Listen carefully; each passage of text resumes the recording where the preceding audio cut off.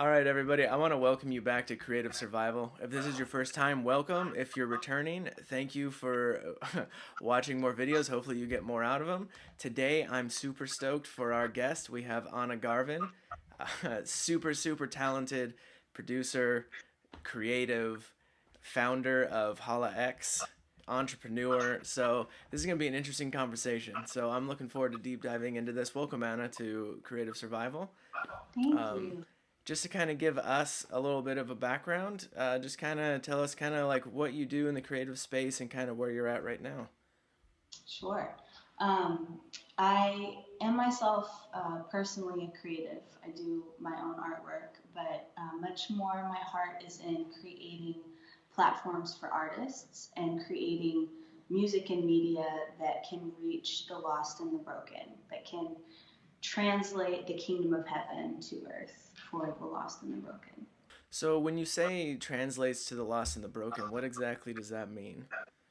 So there's kind of two parts to it. So one is you have artists. I'm just gonna like go right into it.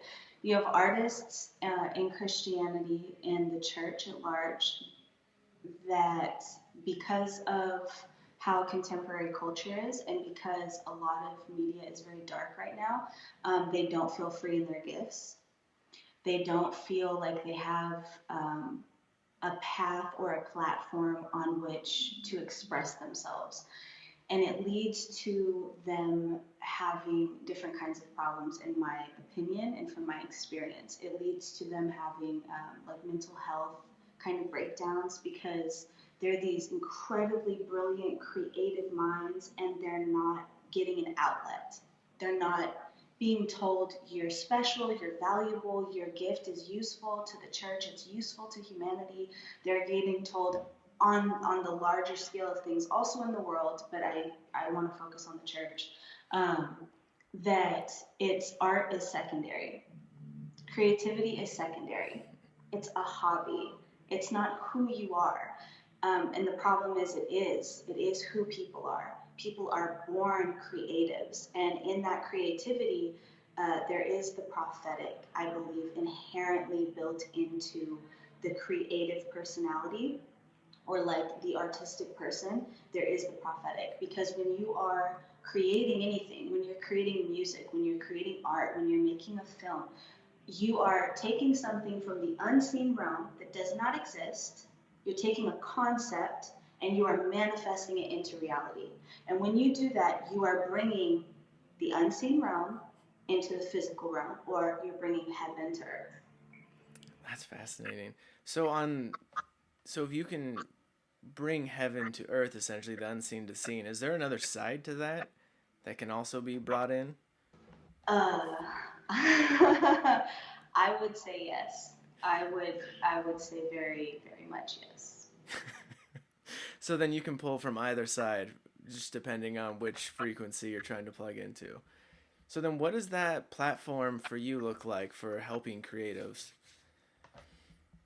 So so there's a couple things, right? And as with everything, as with every mission, it's constantly being refined and focused.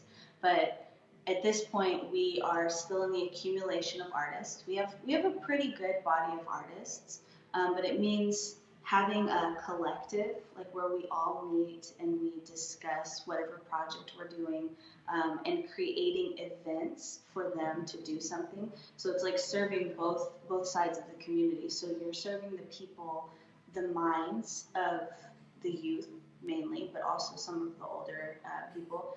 You're serving the minds of the youth that they're constantly consuming media all the time, every day.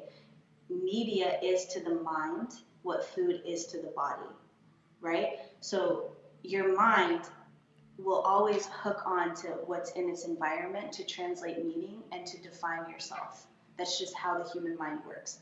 It takes its environment and it integrates it into itself to define the personhood, the self, and to define this experience of reality. And so, on the one hand, it's servicing the youth, or the adults, in providing them with like healthy, wholesome kingdom of heaven, the gospel, salvation, love, light, hope, beauty, all of that stuff, that media is giving it to them. And simultaneously having the artists on this side where they're getting a platform and they're getting influence and they're getting a place to be like, hey, like you're valuable, you're amazing. Like, look at what you can do. Like, you can save people from committing suicide. You can inspire people to go after their dreams when they haven't believed in it for a decade with your art, with your voice, with your dance, whatever. Um, so that answers your question, right? No, that totally answers my question. And it's interesting that you brought up like it's kind of like food for your mind, right? So you can be malnourished, you can be, you could essentially be eating junk food. How does that look in terms of like when people come to you and you help them with a platform? Like how does it's almost like a I would assume almost like a detox or like a fitness program, right? Like how do you reset someone's mind to like Mm. help them along that journey? So my answer to that question would be I don't have the ability to reset anybody's mind, but he does. And I think it's a matter of, so it's different for every person. It's different for every person depending where they are. But I'll just touch on some of the most general, reoccurring kind of issues that people have. Um, they don't trust God. They say that they do, and they believe that they do, but they really don't. So when they're thinking about their life on a day to day basis, they're thinking about it from the place of they have to do everything. They have to get their art out there. They have to make this beautiful and amazing. It's them, right? They're in them. Um, and when you're thinking, when your line of thinking, when your cycles of thought are constantly going back to yourself, that means they're also constantly going back to the broken places. They're constantly going back to whatever problems you have that are floating right there. Also, the good things, but unfortunately, especially artists, have a lot of depression and anxiety and negativity and just things that they struggle with because of what we live in and what they are. So, learning on a day to day basis to trust means you put your mind on things above, not on things on earth. You look at Christ, you look at God, and it's like, okay, so that's still very abstract. So what does that mean? Okay, so I'm sitting here and I'm at my desk or I'm at my computer or I'm with my kids and my eyes are on Jesus. And now my kids are getting on my nerves. And now my boss is getting on my nerves. And now I'm overdue on a deadline. And now I have all this stuff coming at me. And like, my eyes are on Jesus, my eyes are on Jesus. I'm good, I'm good. And so, in a practical way, what that means is you change your habits of moving and doing. You change your habits of thinking, because if you change your habits on a day-to-day basis and you structure your life to be in relationship first and foremost to the Lord, then that's going to affect the way you think. So in the morning, instead of getting up and looking at your phone and looking at social media and looking at thinking about whatever, bad correspondence you had yesterday or whatever deadlines you're missing, or you open your phone, you look at the scripture, or you open your phone or you don't open your phone. You just go straight to your Bible, or you just go straight to your knees. Not that I think that God only hears you if you're on your knees, but you shift the direction and the orientation of your heart to be toward the Father. And then in those moments when the stresses come, what it means to keep your eyes on Jesus is it means in the moment of the stress, instead of being like, oh my gosh, I gotta do it, you're like, okay, Father, you are with me, you love me, you have a better way, I'm listening. I'm doing this with you. And now, when you do that, suddenly you have this great peace. You're like, I'm not alone. This isn't hard. God loves me. This is amazing. I'm curious how did you get to this place that you're at now? Because I'm pretty sure your road through your creative journey and identity and all the way up to being able to make a platform for people to jump off of. What was What was that journey like? Because I'm pretty sure you didn't start like everything's good, life's Right. perfect, I love Jesus. How did that all come about? Yeah. Nobody should believe those lies, right? Um, uh, Man, there's so many different ways to like get there to that answer. I was always a creative. I was always, I wrote. I have a bookshelf, like a big bookshelf full of journals. I've been journaling since I was 11. I wrote my first song when I was 8. I recorded with producers from the time I was 16, 17. Like the same guy that was producing Gwen Stefani, he was trying to produce me. Faith Hill was trying, the same producer that was producing Faith Hill was trying to produce me. Unfortunately, I had a dysfunctional childhood, like most people, and so I thought it was way more important to be a lesbian and smoke weed than it was to do anything with my music. So my priorities were a little bit messed up. Um, and then I never went to high school. I struggled in high school a lot. I hated high school. Like I wasn't with Jesus, so I knew how to hate really well. Like I hated high school. Uh, the the structure, all of it. I'm just like, this doesn't make any sense, guys. And my social skills were not the best because of the dysfunctional childhood. And so I just found other ways. Like I would completely decorate my room in all kinds of paintings and collages, and I slept with music on. Um, and then when I was like 20, I went into college. I went into university. I just took tests in order to basically convince them I'm smart enough to go in, um, and was creative in college a little bit. I think college is amazing. I think that sometimes for some people it can dull the creativity that's in a person. Um, but I think it's very important. It depends on which college and which classes you take. But so I went to university. I studied literature, psychology, and philosophy. I did interdisciplinary degree with the point of doing an honors thesis in a comparative analysis of the self based on Freud, Jung, and Joseph Campbell. Um, and I did that because I couldn't understand, right? I didn't know Jesus. I didn't know Jesus. So I didn't understand my prophetic gifts. I didn't understand who I was. Like most 20 somethings today, like I disciple a few of them, they don't know who they are. They just don't know. They're searching, they're looking. That's a natural thing. Like every 20 something is on that journey. It's so natural. I was just very diligent and really wanted to know. So I'm studying all these guys. They were also noted creatives. Nietzsche. I don't recommend Nietzsche to any Christian believer at all. Just he's brilliant. Don't recommend him. Um, Dr. Carl Jung was a noted creative, one of the most influential, if not the most influential psychologists of our time. Those communities. Anyways, I'm going off on a super thing, but so I went through and I was studying the self to try to understand who am I as a creative person and what is the prophetic gifting. I didn't know the word prophetic. I didn't know what that meant. I just knew that I would have dreams and they would happen. I would see visions and they would come to pass. I would like hear other people's thoughts.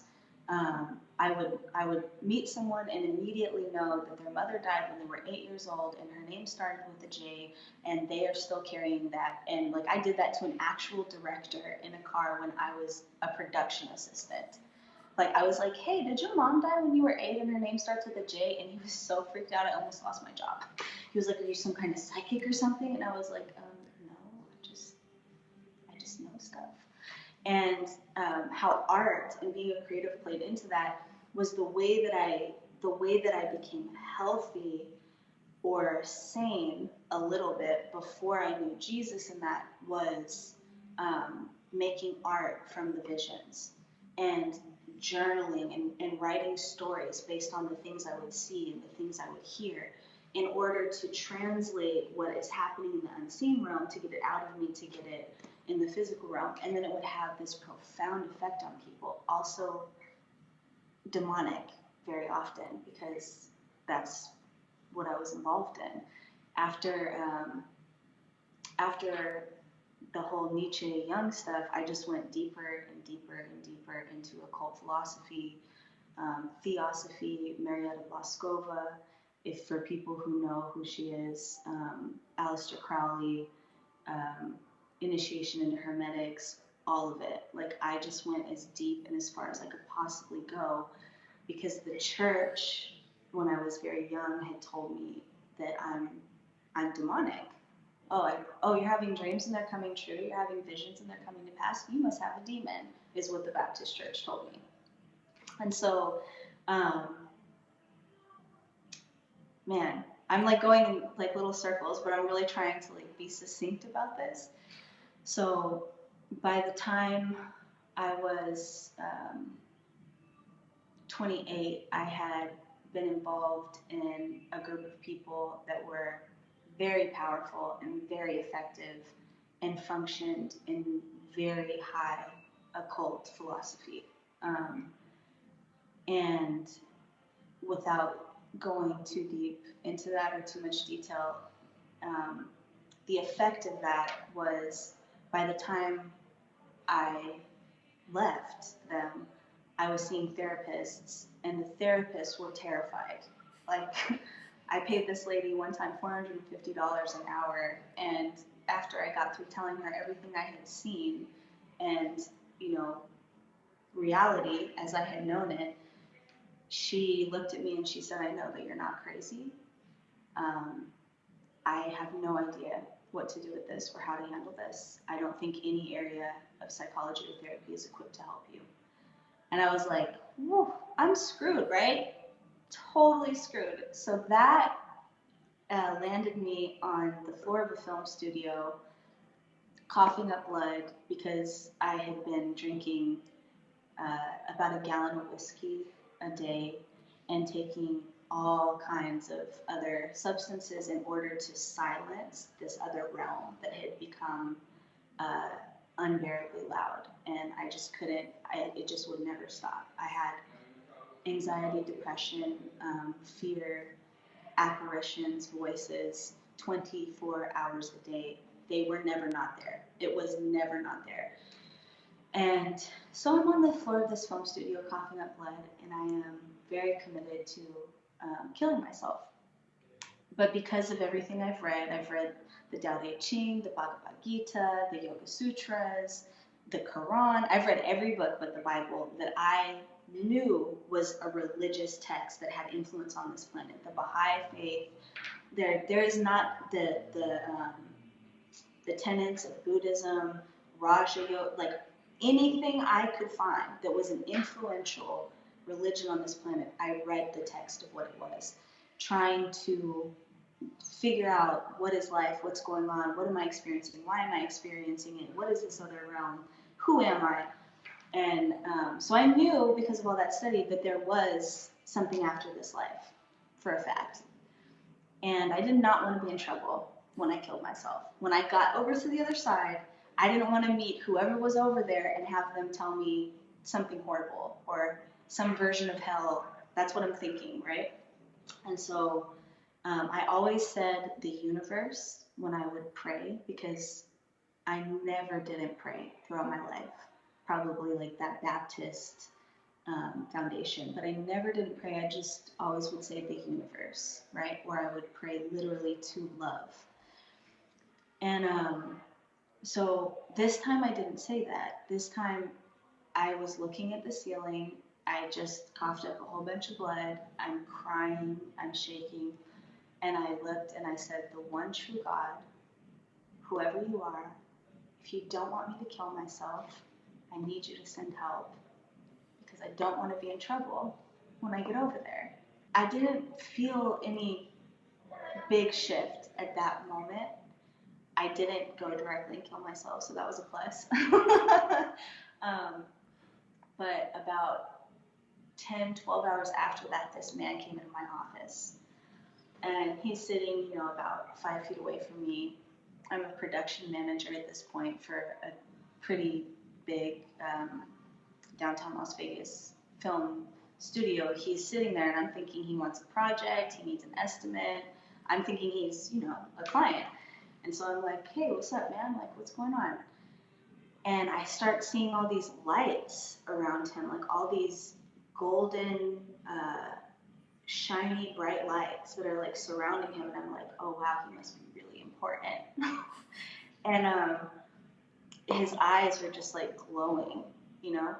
And so I'm like really interested in what project he wants to have happened. And he says, God sent me to talk to you. Whoa. And I was like, oh, God, who God? Which God? Because now I'm like, I need to know who's coming to save me, right? Because I address the Most High God, whoever you are, which I've never done. And so now he's showing up. The Most High God is showing up. And he said, well, Jesus. And I was like, oh, God, don't send me back to the Baptists. Jesus? And he said some other stuff. I told him, my defense mechanism came out, and I was like, the Christians don't want me. Like, I have gifts. They don't like them. They think I'm demon possessed. I probably really was at that point, but that's besides the point. And he, that day and that hour, he went over the new covenant with me. He went over all the scriptures on spiritual gifts and prophecy with me.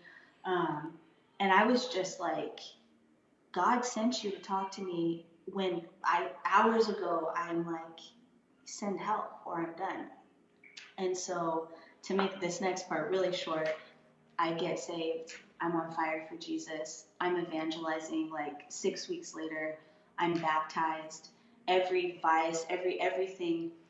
The only thing that didn't stop in that first like month and a half, the only thing, like promiscuity was gone, lesbianism was gone, drugs and alcohol were gone, paranoia, fear, and anxiety were gone. That is like an amazing story. That's way too long, but that was amazing. It was like in a second. He put his hand on my shoulder and he looked at me in the eyes and he said, I want to be very clear, I'm here for spiritual war.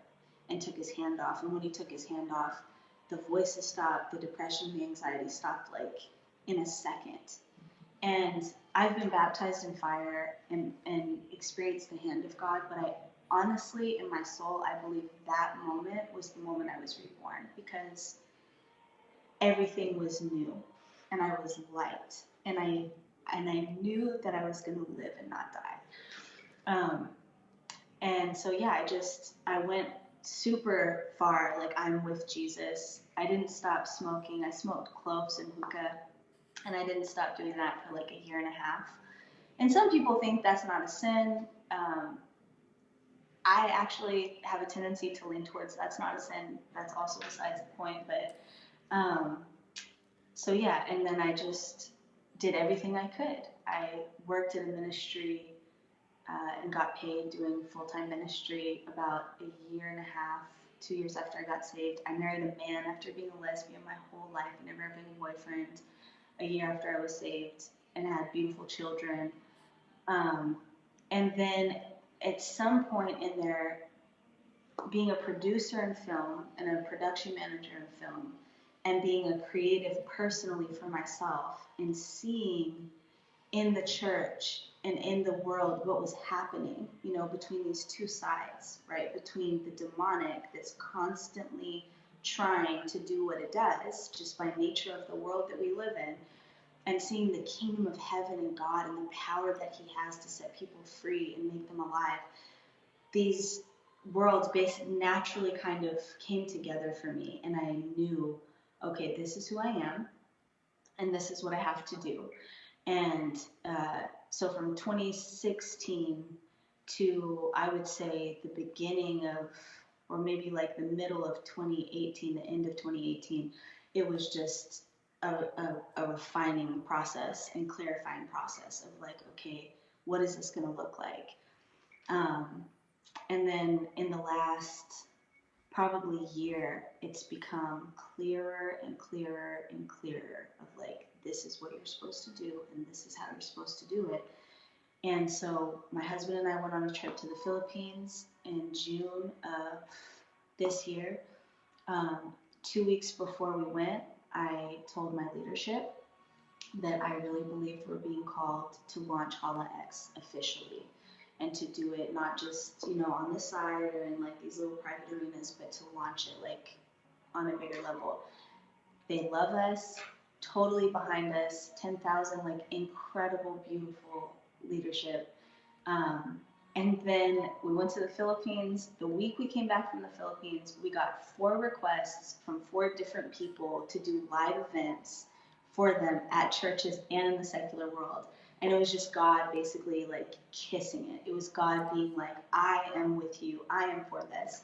Um, and we have a couple events coming up. And yeah, that's, I think, was basically like a 12-minute way to tell that story. That's awesome. My brain has so many things to go through on a checklist of things to unpack. That was amazing. Um, I would love to just take some big steps back and go over. So, like, as a kid, you would have you talked about like prophetic gifts and just being able to like, because when you say like, did your mom die and her name start with? It sounds like the psychics you see on TV or like the really old like Miss Cleo phone calls. Remember those? Like, what would you say is the difference between like prophetic gifting versus like what we would consider psychics, and how Sure. does someone recognize that even at a young age? I just want to say this before I answer that. If there is anyone of any age, but especially if you're young listening to this and you have experiences like that, I am telling you, you're not crazy and nothing is wrong with you. You are beautifully created in the image of God. And you just need to find Jesus however you can and talk to him. Well, you don't really need to find him. He's found you already. You're found, but just, talk to him basically. Talk to Jesus. Nobody else. Just talk to Jesus. Um, so, so the gifts, are they the same? Being a psychic or being prophetic? My personal position theologically and in doctrine is that they are not different. They are used for different purposes. So the gifts and the callings of God are irrevocable and without repentance. When you look at that in Romans, that's what it says. The gifts and the calling of God are irrevocable, meaning they cannot be taken away, and they are without repentance, meaning it doesn't matter if you've been forgiven, if you change your mind, if you're doing the right thing or the wrong thing, your gifts and your calling are still in your life. So what does that mean? That means that if you're called to be a prophet of God, or you have a prophetic gifting on your life, which honestly every believer has a prophetic gifting, um, that lives inside of them because Jesus is there, right?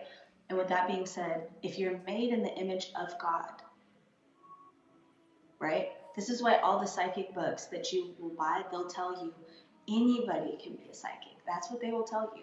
They'll tell you all you have to do is train. All you have to do is practice. And then when you get into like deeper things, they'll go into like working with spirits and stuff like that, which isn't really different from hearing angels or seeing angels or whatever. But they're not fundamentally in their functionality or in the substance of what they are inside of somebody. They're not fundamentally different. What's different is that, so I have this prophetic gift. And if I want to talk to demons, I can talk to demons. Really, anybody can talk to demons. Like anybody can be psychic. Like any believer can prophesy because that's what it means to be filled with the Holy Spirit. You can prophesy. I eagerly desire I desire that all of you would prophesy, is what Paul said. I desire that all of you would prophesy. It's not just for this person or that person. So no, I don't think that they're different at all. I think that the dark kingdom, like everything else it does, creates counterfeits and has made um, some terrible counterfeits that are unfortunately perceived as being very powerful on this planet right now. So going off of, so you're at the end of your rope. You call out to whatever whatever being is actually in control to just kind of come in, and then you have this like crazy encounter. What was I'm just curious, like, what was the identity experience like in that? Because you've spent your whole life going one way, and then within a moment, someone comes in, shares something, and then it's almost like off to the races. Like, what Yeah. was that like for identity wise? Because it's I would imagine in like the personal healing isn't within a second. I think when Paul says, die to yourself or die daily, I don't personally think that means that you're to be without personality or to be without individuality or any of that. Um, I do think what it means is being fully and entirely yielded and surrendered to the Spirit of God that lives inside of you. So when I accepted Jesus and when I decided to follow him, I was ready to die anyways, right? So I was like, I'll be anything, God. Whatever you want, whatever you created me to be, whatever is real and truthful, and whatever's really love, like, I will be that. Let's do that. You could take all of this. Um, and he did, take a lot of it because there was a lot of false identity. There was also things in me that have never gone away that I believe he put there that are amazing and beautiful and special that he will never take because he made me and he put them there. Um, the healing part, right, is ongoing, and there was mass healing that happened in the beginning. I spent, without exaggeration, 2 years every single day crying on my face or on my knees.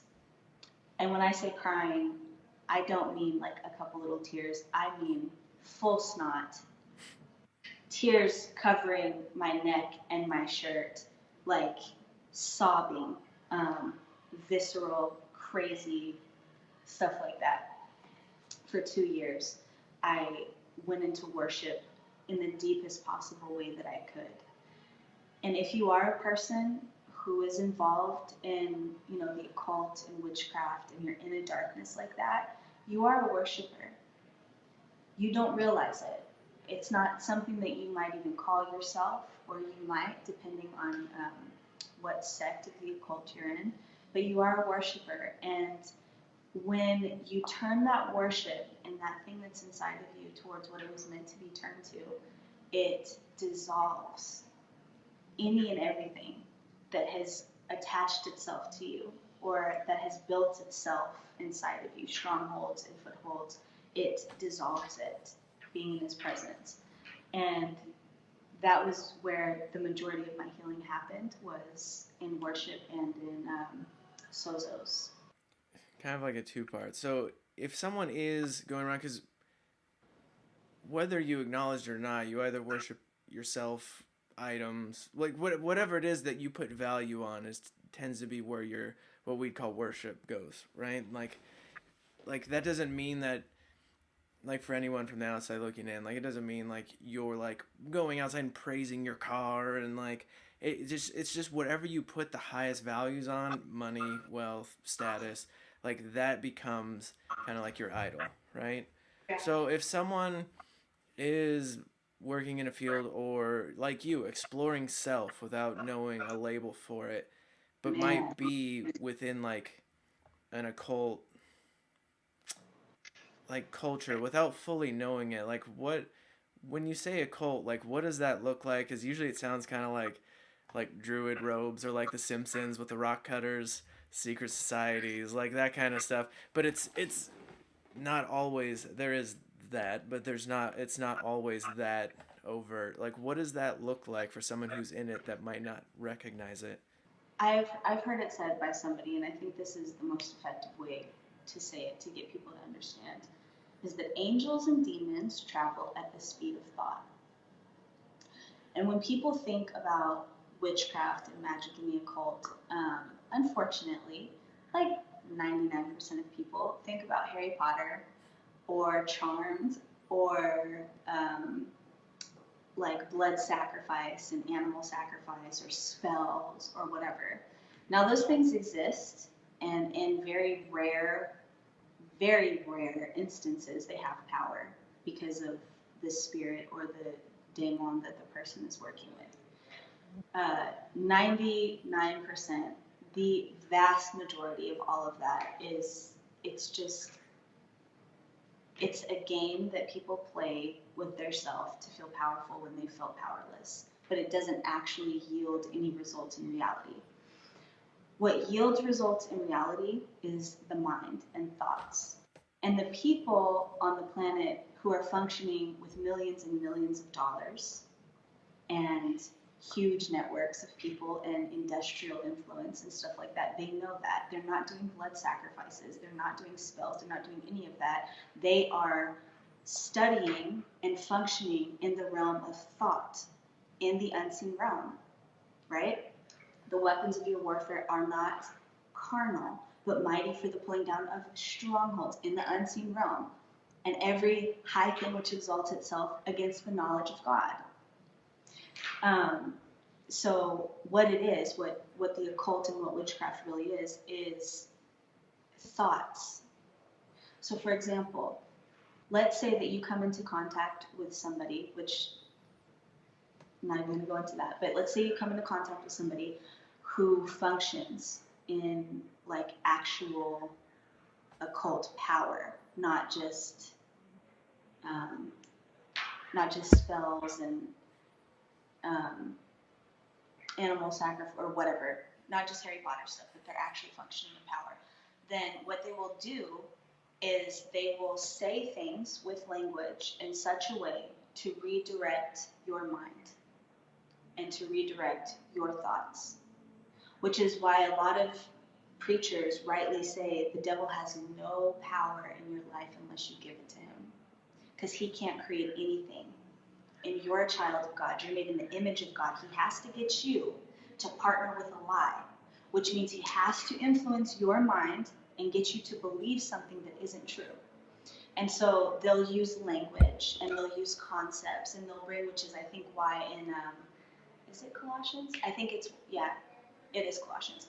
Why he talks about let no one take you captive or let no one lead you astray with philosophies of deceit or with empty philosophies. So that's what it is. It's the mind and it's thoughts and it's how you think and it's what you think. So if someone comes to you, this is like a very base example. Like you have a pimp and a prostitute. That's witchcraft. That's magic. That's the occult in function. This man knows how to manipulate her in her mind to do what he wants her to do in order to accomplish something in the physical realm. So yeah, I hope that answers that. No, that does. And I think that would help, especially if someone who's watching this might have experienced that or know someone who has. I think that helps give context, because otherwise it sounds similar to Harry Potter. Where it's like, oh, there's this realm that they go into, but I can't, and that kind of stuff. For someone, maybe someone who's watching this who might have experienced that, or maybe they're just at the bottom of their rope and they're watching this like, well, that sounds good. Like, okay, I'm creative and I want to create more and I want to have a free life. One, looking at like the church as a whole and being creative seems pretty stuffy and pretty rigid. Like, I don't know if I want to do that because I'll lose my creativity. And two, oh man, if I actually do that, does that mean that I have to just cry and sob and just like snot and tears for years? Like for someone just like worried or starting to freak out about that, what would you tell them after your experience? Just really quick, I want to touch on the thing you said about they do think about it like it's Harry Potter and they're in this other thing and they do this thing, but I can't. Mm-hmm. Because people do think like that. You can, right? You can. And if you follow Jesus and you talk to the Father, then all of those things in that other realm fall down very immediately. And if you're struggling with that kind of thing, then you just go to the Father because they don't want to go with you there. It's very simple in how it works. If you if you're there and you really want to get out and you really want to shift, all of that can be put to the side and just literally, even if everything in your body and mind and heart is like not Jesus, no Jesus. That's for stupid Christian people. That's for people that are brainwashed. That's the crusades. Like all of the voices that come and the feelings that come that will try to stop you, if you can just push through that and just go to him and tell him, I don't know who you are, but I need you. Or will you please come and please show me who you are? And then just go on whatever journey he's going to take you on.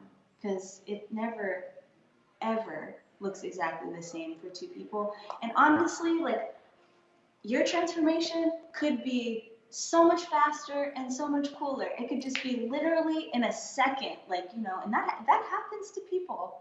It does. And they don't spend 2 years crying and snotting all over the place. They're just like in a single moment, they're wrecked by the power and the fire of God. And then they get up and they're like, that's it. My life is for Jesus. They're happy. They're filled with joy and power. And then that's it. And for some people, like, they go in and out of it and they struggle for decades. And I mean, it's different for every person. How would you find your creativity looking back at, high school, college? You're discovering yourself and trying to, find out, trying to figure out, you're not crazy. And then to where you're at now, like, how is your relationship to creativity? And are you able to have more freedom and explore with less boundaries now? Like, what does that look like? Wow, that's also a really, really good question. I don't think this is going to be what a lot of people want to hear, but I have to tell the truth and tell my truth. We have this idea, if we're an artist or if we're a creative, we have this idea that it's a free for all,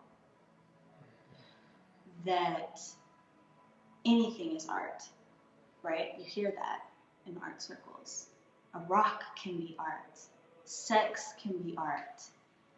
Anything can be art. And a lot of secular artists, they will do many different things in order to get into this creative place. They'll use drugs. They'll go on shamanistic kind of trips. They'll do ayahuasca. They'll do anything in order to feed that creative impulse inside of them, in order to inspire themselves. They'll take on multiple lovers. They'll do anything to be inspired.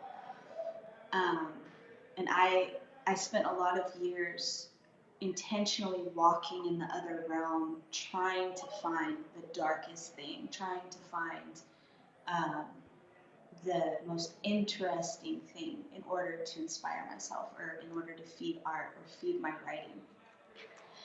And I wouldn't say that I explore being a creative with no boundaries now. I would not say that at all. I would say I have very clear and very intentional boundaries, and that I believe um, if you are a believer and you know that you're destined to be the salt and the light of this earth, then it's your duty to approach your art like it is a mandate from heaven and a mission from heaven. And that means, okay, all right, so I need to be very intentional about what I'm doing. When I'm going in to create something, either I'm doing it from this relationship with the Father and this relationship with the Holy Spirit that looks like, even today, right before we talked, I was writing, and I pray, and then I listen, and be out of experience and practice. I know when the Holy Spirit comes or when the angelic comes, and it's that voice, and that I'm writing from that place and from the kingdom of heaven, versus when other things will try to come and it's like, bye, Felicia, and go to heaven, right? Go to the Father, because they're not going to go with you there. So there are very, very clear boundaries. And I believe that if you're an artist, you need to develop a relationship with the Father, and then from there explore with no boundaries heaven and the kingdom of heaven and the gospel of salvation, and in all of the ways that that can be portrayed. There's secular films that are completely brilliant and inspired and that are total allegory for the gospel, and they probably did not do that on purpose. It just happens to be that because of the nature of language and the nature of symbolism, that you can take it and make it a direct analogy or allegory for salvation and for the story of Jesus. And so there's life and freedom, and there's a beautiful space, and it's much, much bigger than what you think the spaces that you have in the world or in the dark. But the lie will tell you that, oh, if I go into church, then it's just going to be boring, it's going to suck, and I'm not going to be able to do anything fun or cool or creative. With that being said, you, depending what church you go to, the creativity might not be welcomed very much. And I would challenge you and compel you that you are supposed to be that change. And that is you bringing heaven to earth in that specific scenario. So going off that, like, essentially, like, you give your life to God, and you now have room to dream, essentially, God-sized dreams, have, like, infinite things, which do have certain, which infinite does have boundaries, which sounds odd. But, like, if I was gonna do that, and I'm gonna commit to that, and I, as a creative, like, I'm like, oh, but then I can't make this kind of movie, or like, I love the movie Seven. How can I like, that's what I want to create. How can I go and create that? Like, I have to give all that up, and then I have to go work in the mission field or go work for a church. Like, I think that's lies that are told to us. Like, I'm curious what your view on that is. So, two things. Um, I just took notes so I make sure I don't lose your stuff. You lose your question in my mind. So boundaries. I just want to touch on the boundary thing again, because when you're a creative person, when you're an artistic person, boundaries can be a really bad word. Boundaries mean no fun. Boundaries mean you're restricting me. They mean it's all bad. Boundaries can be a very bad word. And so I just want to, from a different place, touch on what that word really means and just give some examples. So like this painting behind me, right? If there were not boundaries in what this artist did, we would have no art, right? Every line that he drew is a boundary. Every line, which creates contrast. It creates life. Boundaries just means a line that you don't cross. That's all. It just means this is a place that I won't go past, and this is a place that nothing else can come past. You have it in sculpture, you have it in music, you have it in sound. If you're making a song, the boundary of a certain song might be C, D, E, and F. And nothing can come in or go out of the song that is not in the key of C and either a C, D, E, or F. So boundaries create all of existence. In all of existence and everything that is beautiful, boundaries are what make them beautiful. So just to clarify that, boundaries are not a negative thing at all. They're a very good, beautiful, powerful thing. And when you know how to operate and function in healthy boundaries and in creative boundaries, you end up with brilliance. So just for that. Giving up on the secular, like, if I follow Jesus and I want to do the movie Seven, right? Does that mean I have to go be a missionary? No. No one should ever think that, especially when you're a believer and you've been filled with the Spirit of God, He says, I've created in you a new heart. He also says, delight yourself in me, and I will give you the desires of your heart. God would not say, I will give you the desires of your heart if the desires of your heart were evil. That's not real. He also says for us to have dominion over the whole earth before the fall. And if you've been born again, or if you've been filled with His Spirit, then you're not dealing with the consequences of the fall, or at least you shouldn't be. I mean, you do because you live in a fallen world, but I'm saying in the way that you function, you're not thinking according to the old covenant, right? Mm-hmm. You're thinking according to Jesus did everything He came to do. And that means that the whole earth, all the earth, needs Jesus and needs the gospel and needs you to be salt and light. And it means that all the secular world needs you to go and be salt and light. So that means the darkest places of Hollywood need you to get your happy butt in there and go be beautiful and shine like Jesus. It doesn't matter the desire of your heart, if you know this is your passion, this makes you come alive, it doesn't matter where you're thinking you need to go. Just stop listening to religious voices that tell you that you need to be this and you need to be that, and it's only if it's done this way then it's really for God. That is such baloney. So then, as we wrap up, is there any the massive subject that we just covered in this time? Is there any just last kind of like thoughts, tools, or advice you'd kind of like to give to someone who's listening to this, especially someone who might have been in your same circumstance 10, 15, 20 years ago? If you are in a very dark place and it's really hard and there's a lot of pain, um, there is a way out. His name is Jesus, and He is faithful, and He will come, and it will get better. It will not stay dark. The darkness is a lie, and it is against your soul. It was sent to kill, steal, and destroy. It's not the truth. He's the truth. That's one thing. And then for believers, just don't be afraid of your gifts.